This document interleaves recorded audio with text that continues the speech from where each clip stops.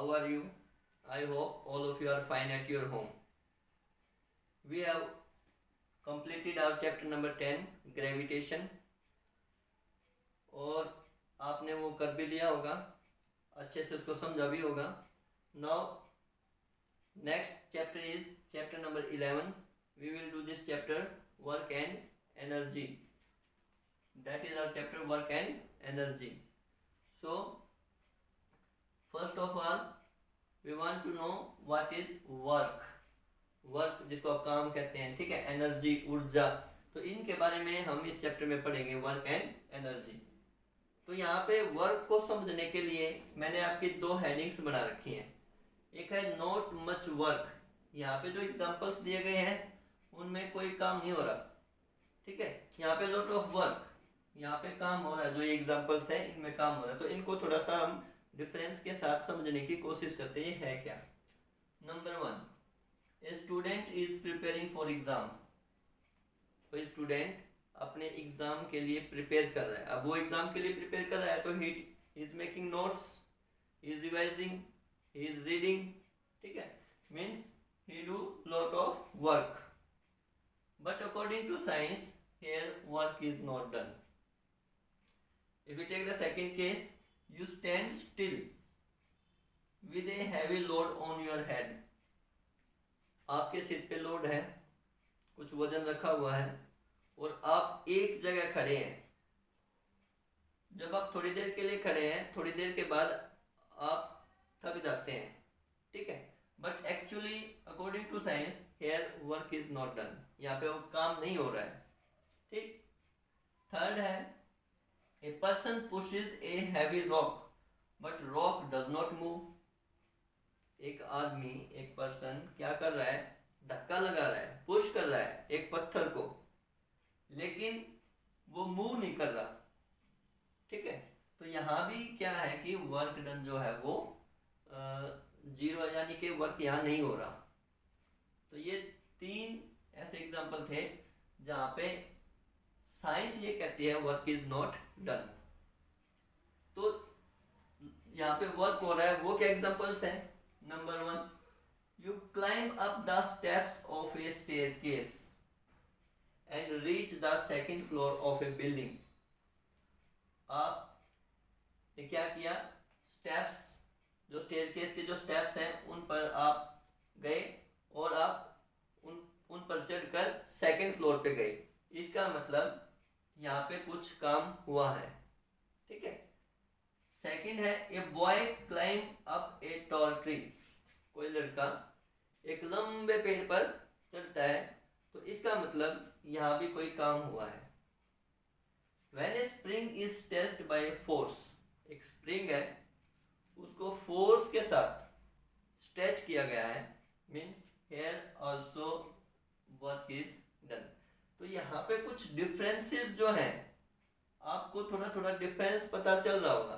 देखिए, जो वर्क होता है वो जो हम डेली लाइफ में जो हम करते हैं या जो हम समझते हैं या जो हम डिफाइन करते हैं, वो एक अलग कंसेप्शन है, ठीक है, वर्क का. लेकिन साइंटिफिक जो वर्क है उसको हम कैसे डिफाइन करेंगे वो हम आगे करेंगे.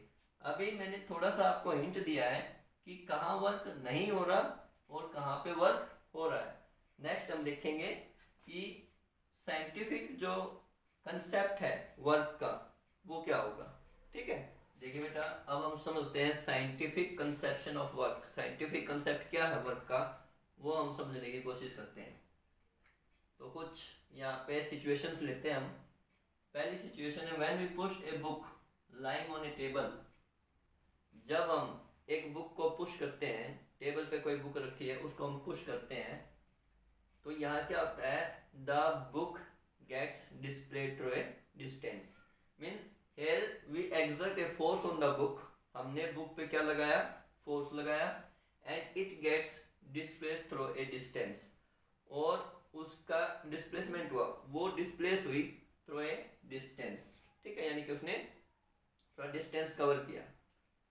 एक एग्जांपल ये है आपका. दूसरा है, when we lift a book through a height. अगर हम बुक को लिफ्ट करते हैं, उठाते हैं और एक ऊंचाई तक ले जाते हैं, ठीक है। The book rises up means हमने बुक को उठाया और एक हाइट तक हम उसको लेके गए, इट राइजेज अप। यहाँ पे क्या हो रहा है, force is applied on the book, हमने बुक को उठाने में कुछ फोर्स लगाया, force is applied on the book and book has moved up.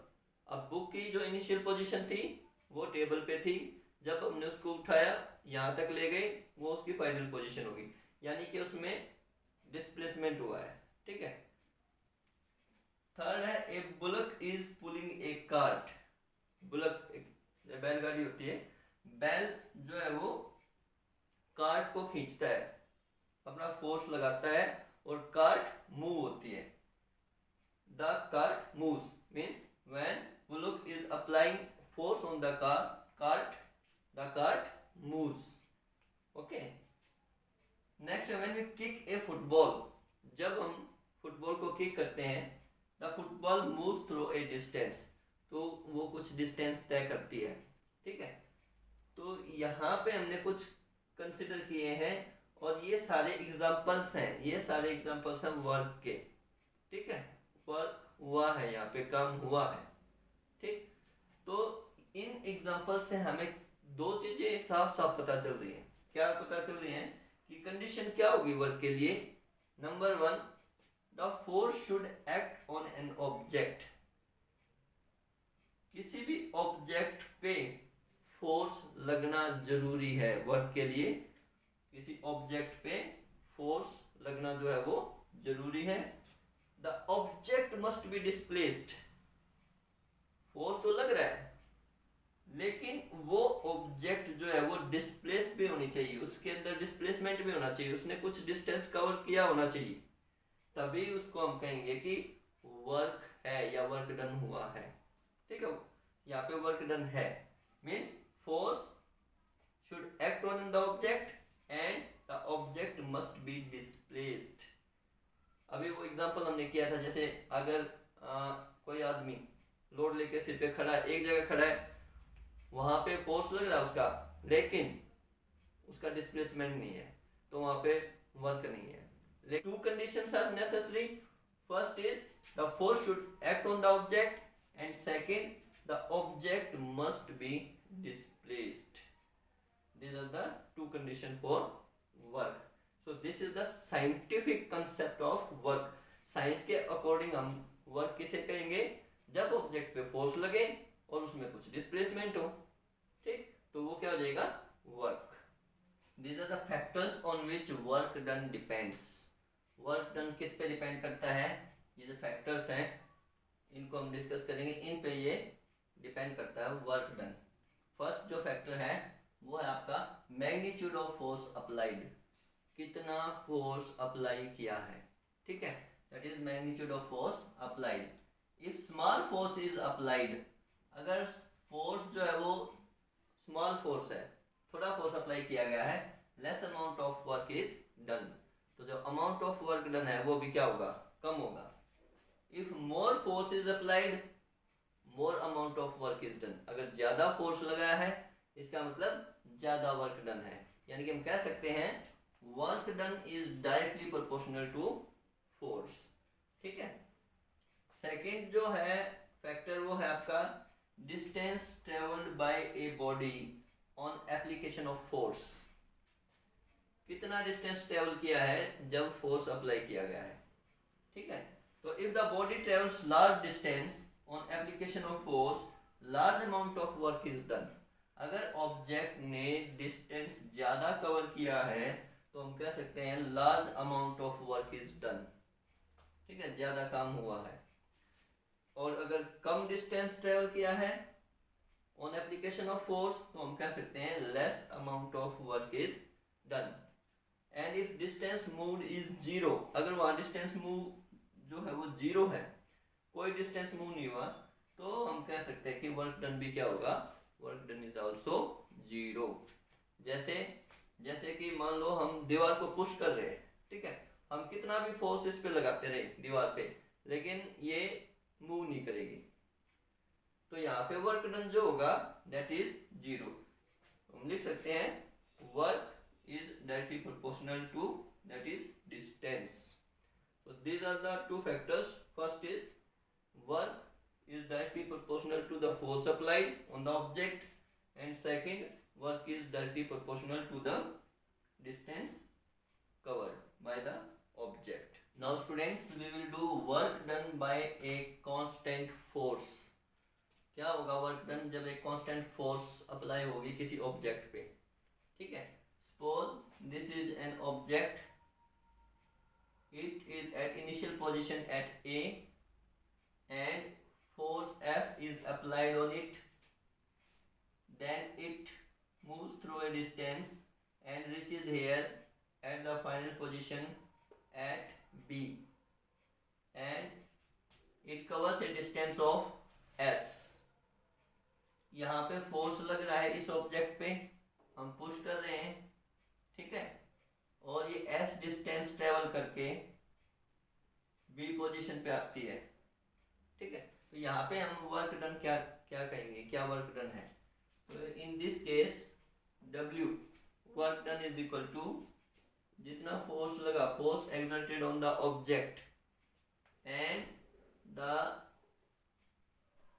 displacement of the distance it covers, that is S. Here according to physics or according to science, work done is equal to force into distance. This is work done by a constant force. तो हम कहेंगे work done by the force on the object is equal to the product of magnitude of the force exerted on the object and the distance traveled by the object in the direction of the force. Force इस तरफ लग रहा है, object का जो motion है, object की जो मूवमेंट है वो भी किस तरफ है, इस तरफ है, ठीक है. तो एक कांस्टेंट फोर्स लग रहा है, उसी डायरेक्शन में ऑब्जेक्ट मूव कर रही है, तो जो उसका वर्क डन होगा वो किससे निकाला जाएगा, W is equal to F into S. तो that is all for today बेटा, इसको अच्छे से करिए. Thank you, have a nice day.